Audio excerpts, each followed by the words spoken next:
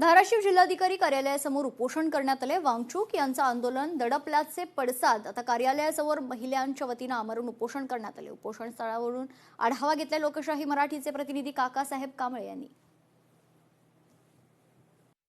गेले 20 दिवसापासून दिल्लीत सुरू असणारं सोनम वांगचूक यांचं आंदोलन पोलिसांनी मोडीत काढल्यानंतर आता धाराशिवमध्ये त्याचे पडसाद उमटलेत आणि धाराशिवच्या जिल्हाधिकारी कार्यालयासमोर एका महिलेनं आता हे उपोषण चालू केलंय। आता रात्रीचे 10 वाजत आलेले आहेत।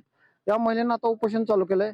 काय मागणी आहे तुमची? मेरी बस ये मांगनी है कि जो सोनम वांगचुक बैठे थे दिल्ली में इसमें जंतर मंतर पे, तो उनको आज जो बेरे में से उठा के लेके गए, उन्होंने अपने बच्चों के लिए, उनके खुद के बच्चे नहीं रखे, उन्होंने हमारे बच्चों के लिए बैठे थे, फिर भी उनके साथ में जो उठा के लेके गए।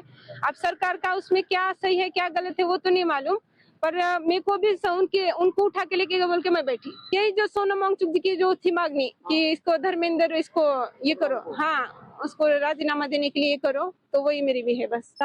सोनम वांगचुक जे आहेत ते आपल्यासाठी तिथं दिल्लीमध्ये जंतर मंतरमध्ये बसले। आता त्यांना पण 18-20 दिवस झालेले आहेत। मग त्यांनी आपल्यासाठी एवढं करते तर आपण आपल्या भविष्यासाठी पण थांबायला पाहिजे। इथं आपण आपलं पण आणि आपले देशवासी यांचं पण आपण सपोर्ट केलं पाहिजे, म्हणून मी पण माझ्या मम्मीच्या सपोर्ट मध्ये थांबले। किती वेळ करणार आहे तुम्ही आता हे उपोषण? जोपर्यंत हे सगळं राजीनामा होत नाही, जोपर्यंत शिक्षा अधिकारी राजीनामा देत नाही तोपर्यंत नाही काय।